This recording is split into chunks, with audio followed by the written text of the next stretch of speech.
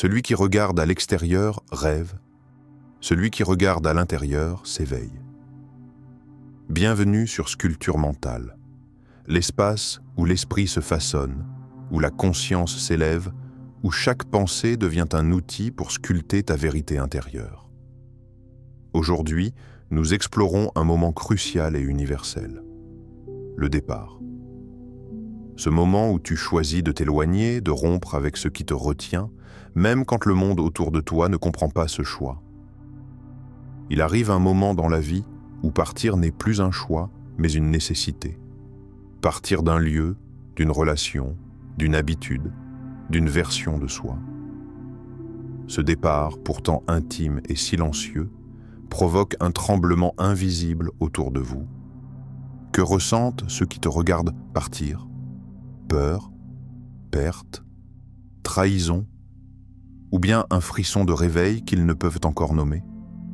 Ce voyage intérieur est un appel à l'authenticité, un plongeon dans les profondeurs de l'âme humaine. Il est l'écho des mystères de la volonté, de la transformation et de la liberté souveraine. Dans cette quête, nous allons ensemble découvrir ce que signifie réellement partir, non pas fuir, mais renaître. Le poids du départ, entre solitude et révélation. La solitude est le creuset où la personnalité se forge. Il y a des moments dans la vie où l'on se retrouve face à un choix que personne ne peut comprendre, sauf l'âme elle-même. Partir, s'éloigner, s'isoler volontairement. Ce n'est pas un geste anodin, c'est un acte de courage absolu, une plongée dans un abîme que le monde autour ne peut ni voir ni saisir. Imagine ce voyageur solitaire, perdu au cœur d'une forêt dense et obscure. L'air est lourd, le sol glissant sous ses pas hésitants. Chaque arbre semble garder le secret d'un monde ancien. Chaque ombre cache une vérité qui n'appartient qu'à lui. Plus il avance, plus la lumière s'amenuise. Et pourtant, c'est dans cette obscurité qu'il sent palpiter la flamme intime de sa propre essence. Ce voyageur n'est pas simplement un homme qui se déplace physiquement. Il est en train de franchir les frontières invisibles qui séparent ce qu'il était de ce qu'il va devenir. Ce départ, s'il semble un abandon à ceux qui restent, est en réalité un réveil. Un appel profond à se réinventer, à se dépouiller des masques sociaux, des attentes extérieures, pour rencontrer ce noyau pur et incandescent qui brûle en son cœur. À ceux qui restent, ce départ ressemble à une trahison, une absence qui fait mal, un vide qui crève le quotidien.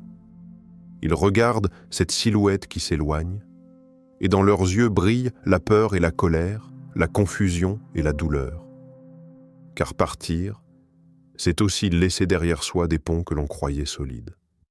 C'est déraciner une part de soi-même. C'est bouleverser un équilibre ancien et familier. Mais ce vide, cette absence, n'est pas un néant stérile. Il est le creuset d'une naissance nouvelle. Un espace sacré où la transformation peut se déployer. Comme la terre laissée en jachère, ce vide prépare le terrain pour les racines nouvelles, plus profondes, plus solides. La solitude du départ n'est pas un isolement morne, mais une invitation sacrée à creuser en soi-même, à écouter le murmure de la vérité qui émerge du silence. Dans cette forêt, loin du bruit du monde, loin des regards qui jugent, le voyageur découvre la beauté étrange de la solitude. Il sent que cette compagne austère est aussi la gardienne d'un trésor, la possibilité d'une renaissance. Car c'est dans le creuset de la solitude que la personnalité se forge, que la volonté s'aiguise, que la liberté prend racine. Mais cette solitude demande un prix. Il faut accepter de se tenir face à soi-même sans fuite possible. Il faut traverser le désert intérieur, affronter ses démons et ses faiblesses, abandonner les sécurités illusoires. Il faut écouter les silences de l'âme, ces échos qui dérangent, qui questionnent, qui bousculent. Question à ton âme.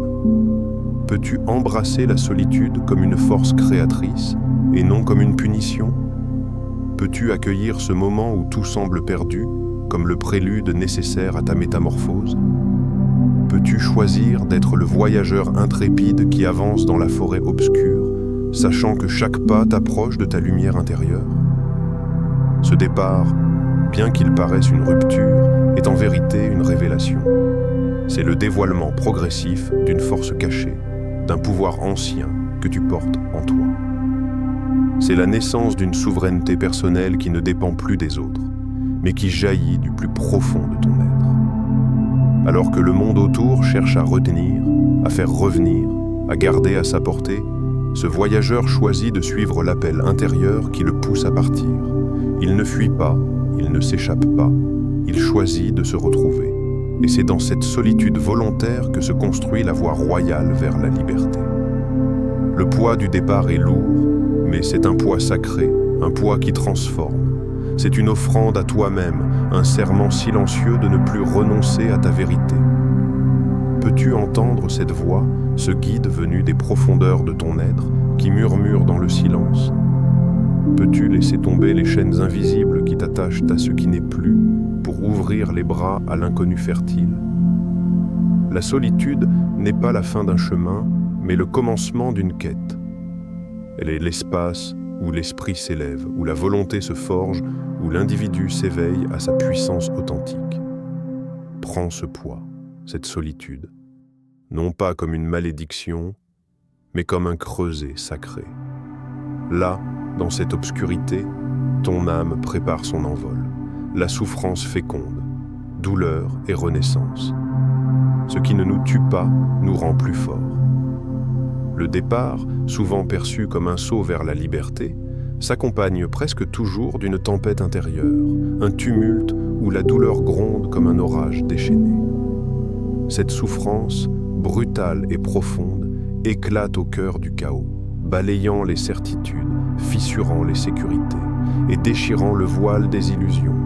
Elle vient sans prévenir, souvent plus violente que tout ce que nous imaginions pouvoir supporter. Colère sourde, tristesse insidieuse, incompréhension amère, elle s'infiltre dans chaque recoin de l'âme pour réclamer son dû. Pourtant, cette souffrance n'est pas un mur infranchissable, mais une matrice vivante et fertile où la transformation s'enracine. À travers cette douleur se forge une force que rien ne peut briser. Une force qui ne naît pas dans le confort, mais dans la lutte, dans la résistance à l'adversité. C'est la volonté de puissance qui surgit des profondeurs, cette énergie indomptable qui repousse les limites du possible, qui déchire les chaînes invisibles et fait jaillir la lumière au cœur des ténèbres. Chaque larme versée, chaque nuit blanche traversée, chaque souffle tremblant de peur ou de désespoir est une graine de renaissance. Ce sont les eaux nourricières qui irriguent les racines de ta souveraineté naissante. Car la douleur, si elle est accueillie avec courage, ne détruit pas, elle crée. Il ne s'agit pas de nier la souffrance, ni de la fuir. Il s'agit d'en faire un allié, un maître exigeant mais juste, qui enseigne la résilience et la profondeur. Elle est la forge où l'âme se trempe, où le caractère s'affermit, où le regard se fait plus lucide et plus vaste. Dans ce chaos émotionnel, tu es à la fois l'élève et le guerrier. Tu apprends à te tenir debout malgré le vent contraire, à marcher même lorsque chaque pas semble un défi insurmontable. Tu découvres une vérité ancienne. La souffrance est le feu qui purifie, le creuset où naissent les métaux précieux de la liberté intérieure. Regarde autour de toi, ceux qui ont accepté cette douleur, ceux qui ont su s'ouvrir à elle sans se fermer, portent en eux une lumière unique. Ils ont traversé la nuit la plus sombre pour émerger plus fort, plus vrai, plus libre. Leur regard est une flamme ardente, leur pas une marche souveraine. Mais pour cela, il faut un acte de foi, un choix conscient. Es-tu prêt à accueillir la douleur comme un maître, non comme un ennemi? Es-tu prêt à te laisser façonner par elle, à la laisser t'enseigner la force cachée au fond de toi? Car la souffrance, lorsqu'elle est comprise, devient une alliée puissante. Elle brise les armures de l'ego, débusque les mensonges que tu t'es racontés et révèle la profondeur de ton être. Elle ouvre les portes de l'individuation, ce processus radical où tu te choisis toi-même avec toutes tes ombres et ta lumière. Ne cherche pas à l'éviter, car c'est dans le feu que s'affine l'acier. Ne redoute pas la douleur, car c'est elle qui t'ouvre à une nouvelle dimension d'existence. Chaque épreuve est un rite de passage, une initiation secrète au pouvoir de ta propre vie. Elle t'appelle à te relever encore et encore, à refuser la résignation, à bâtir ta souveraineté sur les ruines du passé. Dans cette lutte féconde, il n'y a ni victime, ni vainqueur, seulement un voyageur qui apprend à marcher avec ses blessures, à danser avec ses peurs, à transformer la douleur en force créatrice. Alors, laisse tomber le masque de la douleur rejetée, du combat perdu d'avance. Ouvre-toi à l'expérience de la souffrance féconde. Écoute-la, ressens-la, accueille-la. Elle est le chemin vers la liberté souveraine, la clé qui déverrouille ta puissance intérieure. Tu n'es pas seul dans cette tempête. Elle traverse chaque être humain qui choisit de partir, de changer, de se réinventer. Cette douleur est universelle et pourtant unique, personnelle et sacrée. À chaque larme versée, une partie de toi renaît. À chaque combat intérieur, une étoile nouvelle éclaire ton ciel. Es-tu prêt à devenir cet alchimiste de ta propre douleur ? Es-tu prêt à embrasser la souffrance comme un guide vers une vie plus haute, plus authentique, plus libre ? Car c'est là, dans cette fécondité douloureuse, que la renaissance véritable prend racine. Le miroir brisé, ce que les autres voient et ce que vous êtes, la rencontre de deux personnalités est comme le contact de deux substances chimiques. S'il y a réaction, les deux sont transformés. Lorsque tu choisis de partir, tu ne fais pas que t'éloigner physiquement. Tu brises un miroir. Un miroir qui n'était pas simplement ton reflet, mais celui que tu partageais avec d'autres. Un miroir fragile, construit sur des attentes, des habitudes, des illusions partagées. Ce miroir, façonné par des regards, des jugements, des désirs, éclate sous le poids de ta décision. Pour certains, tu deviens soudain un étranger, une énigme dérangeante qui perturbe l'ordre établi. Ton départ est perçu comme une menace, non seulement pour eux, mais pour l'équilibre qu'ils avaient construit autour de toi. Un équilibre fondé sur le contrôle, la familiarité et parfois la peur du changement. Ce que tu fais, en brisant ce miroir, c'est refuser de jouer selon leurs règles. Tu refuses la prison invisible des rôles que l'on t'a imposés. Tu rejettes les reflets déformés qu'ils projetaient sur toi, les images réductrices qui niaient ta profondeur et ta complexité. Pour eux, tu es celui ou celle qui a trahi, celui ou celle qui abandonne, celui ou celle qui s'éloigne du groupe, du clan, du confort collectif. Mais toi, tu es en train d'incarner ta vérité la plus profonde, celle qui ne peut plus être contenue dans des cadres anciens, dans des reflets flous. Le départ devient alors un acte d'authenticité radicale, un cri silencieux qui déclare « Je ne me trahirai plus, je ne me réduirai plus à ce que vous voulez voir. Je suis plus grand que vos miroirs cassés. Ce moment est chargé de paradoxes. Tu es à la fois perdu aux yeux des autres et retrouvé à tes propres yeux. Tu es rejeté et pourtant plus libre que jamais. Ce que les autres voient est une rupture, mais pour toi c'est une naissance. Mais cette rupture n'est pas sans douleur. Elle provoque des réactions en chaîne. Certains essaient de te retenir, de recoller les morceaux du miroir brisé. D'autres tournent le dos, incapables d'affronter la vérité que ton départ met en lumière. À travers ce miroir brisé, tu découvres aussi une vérité fondamentale sur la nature humaine. Personne ne peut réellement te refléter dans toute ta vérité. Les autres ne voient que leurs propres projections, leurs propres peurs et désirs. Ce qu'ils rejettent, c'est souvent la part de toi-même qui les dérange, qui les force à se questionner. Question à ton âme. Qui es-tu prêt à devenir en brisant les miroirs qui te limitent ? Es-tu prêt à accepter la solitude qui accompagne la rupture, à faire face à l'incompréhension et au rejet, pour pouvoir enfin te regarder dans un miroir que tu tiens toi-même ? Es-tu prêt à devenir l'artisan de ton propre reflet, libre des illusions et des contraintes extérieures ? Dans ce processus, tu te libères des chaînes invisibles de la conformité et de la peur du jugement. Tu deviens cet alchimiste capable de transformer le verre brisé en fragments de lumière, capable de voir au-delà des reflets illusoires. Le miroir brisé est un passage obligé vers la souveraineté intérieure. C'est le moment où tu cesses de chercher l'approbation extérieure pour trouver ta propre approbation. Ce miroir est aussi un symbole de transformation. Parfois, il faut briser pour reconstruire, il faut détruire pour créer, il faut se perdre dans les éclats pour se retrouver entier. Dans cette fracture, tu découvres la multiplicité de ton être, les facettes insoupçonnées qui composaient ton identité enfouie. Chaque éclat est un fragment de vérité, chaque fissure une ouverture vers une nouvelle lumière. Ce que les autres perçoivent comme une destruction, c'est en réalité une métamorphose silencieuse. Le départ est une renaissance déguisée, un voyage vers la profondeur et la liberté. Il ne s'agit plus de vivre pour correspondre aux attentes des autres, mais de s'élever au-dessus des jugements pour vivre en accord avec ta propre essence. Briser le miroir, c'est choisir la clarté plutôt que l'illusion, la liberté plutôt que la dépendance, la vérité plutôt que le mensonge. Alors, qui es-tu prêt à devenir? Un reflet déformé dans un miroir cassé ou la lumière souveraine qui éclaire son propre chemin? Le doute et l'éternel retour, un combat intérieur.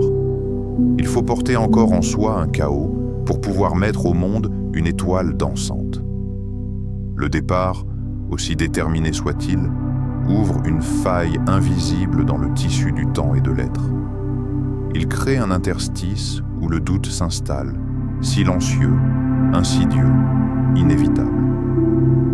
Ce doute ne se manifeste pas toujours sous forme de questions nettes, mais comme un murmure persistant dans les replis de l'âme. Ai-je fait le bon choix? Le chemin est-il celui de la lumière ou de la perdition? Le retour est-il encore possible ou suis-je condamné à cette solitude? Dans cette faille temporelle, le passé et le futur se croisent, se mêlent, s'en mêlent. Le départ n'est plus simplement un mouvement vers l'avant, mais un point de tension où chaque fin est aussi un commencement, un éternel retour.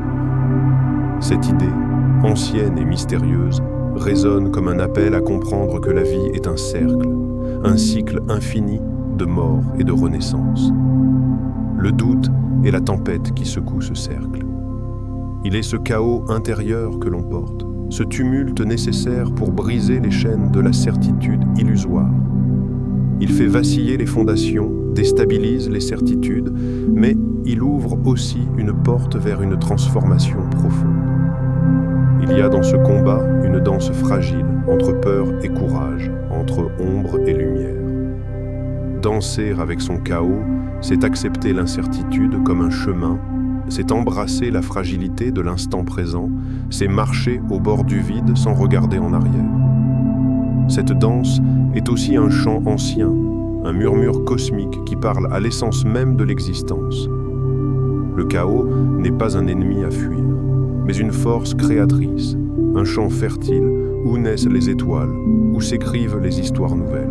Chaque doute, chaque hésitation, chaque peur est une note dans cette symphonie intérieure. Il dessine le contour de ton étoile dansante, celle qui éclaire l'obscurité, non pas malgré le chaos, mais grâce à lui. La clé est de ne pas fuir ce combat, de ne pas chercher à l'éteindre ou à le nier. Le doute est un guide qui te pousse à sonder tes profondeurs, à défier tes limites, à réinventer ta propre vérité. Question à ton âme. Es-tu prêt à danser avec ton chaos intérieur et à embrasser l'incertitude comme un chemin vers la liberté? Es-tu prêt à accueillir le tumulte, non comme un malheur, mais comme une condition nécessaire à ta renaissance? Le départ t'a conduit à ce point de bascule, où l'ancien s'efface et où le nouveau demande à être créé. Ce moment de doute est un espace sacré, un creuset où l'éternel retour prend forme. Regarde autour de toi. Les grandes transformations humaines, les renaissances spirituelles, les révolutions intérieures ont toujours commencé dans cette faille, dans ce chaos fertile. Là où ils voient un vide, toi tu crées un espace infini. Là où ils perçoivent une perte, tu t'élèves vers la lumière d'une nouvelle conscience. Écoute cette voix intérieure, ce guide venu de l'abîme et de la lumière. Le chemin est ardu, mais il est le tien. Alors, es-tu prêt à partir pour te retrouver? Es-tu prêt à devenir ce que tu es vraiment?